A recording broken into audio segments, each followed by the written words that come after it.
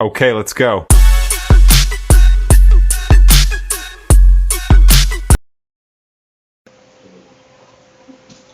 Bismillahirrahmanirrahim. Assalamu alaikum. So today's our lecture is about programming. तो ये basic of programming हम पढ़ रहे हैं. आई टोल्ड यू, जहाँ मैंने खत्म किया था लास्ट लेक्चर में, मैंने आपको बताया था कि हम वेरिएबल्स को इनिशियलाइज कैसे करते हैं. ठीक है, वेरिएबल्स की नीड क्यों है. Today I am gonna tell you how to declare a variable, how to define a variable in any programming language. और यू कैन से दैट हम अगर सारी लैंग्वेज को देख लें तो हमने पढ़ ली है सी, सी प्लस प्लस और पाइथन. तो मैं तीनों का आपको डिफरेंट बता देता हूँ विद यूजिंग वेरिएबल नेम. तो कैसे यूज करते हैं और उनके रूल्स क्या हैं. ठीक है, तो वेरिएबल नेम का रोल क्या है.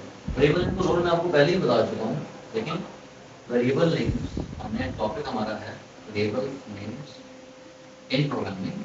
ठीक है, मैं प्रोग्रामिंग पढ़ा रहा हूँ, मैं आपको सारी लैंग्वेज साथ साथ कवर कर दूंगा, उसकी आपको टेंशन नहीं होगी.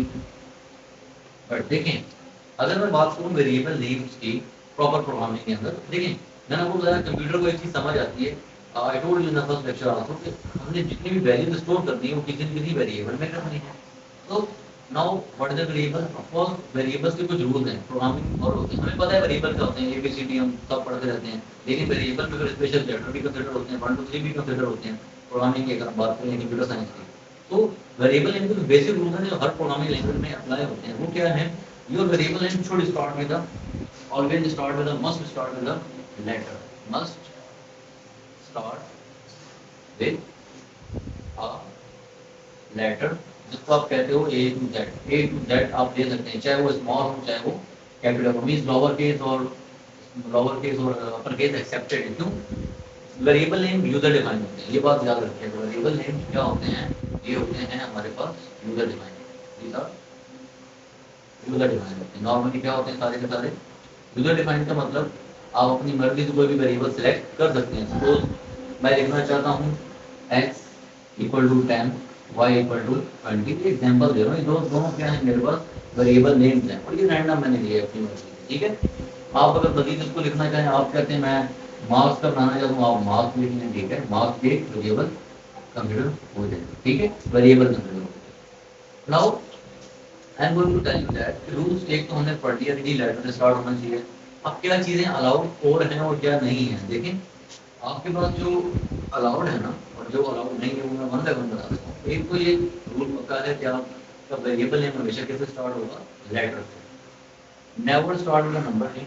ठीक है, नेवर स्टार्ट विद इंटीजर या number. Never start with integer. देखने आप लोग एक प्रोग्रामिंग का एक वर्ड है. ठीक है,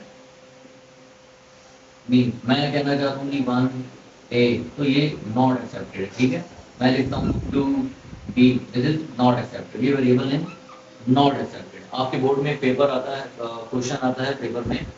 द क्वेश्चन इज अबाउट कि कुछ वेरिएबल नेम गिवन होते हैं और आपने उनका बताना होता है reason.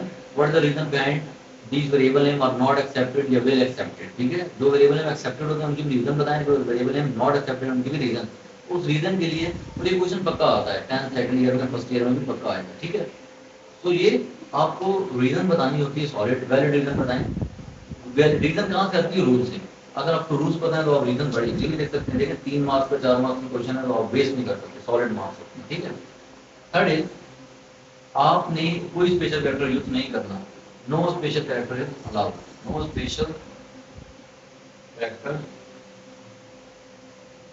Is allowed, only underscore. ठीक है, एक्सेप्ट अंडरस्कोर. ठीक है, अंडरस्कोर आपके पास अलाउड होता है, जो माइनस थोड़ी बड़ी लाइन है. ठीक है, जिसको आप अंडरस्कोर कहते हैं. अंडरस्कोर आपके अलाउड है. कैसे कि आपने दो, आपने वेरिएबल नेम को कंबाइन करना है. सपोज मैंने लिखना है स्टूडेंट नंबर 1 या स्टूडेंट 2. सपोज मैं कहता हूँ स्टूडेंट अंडरस्कोर 1.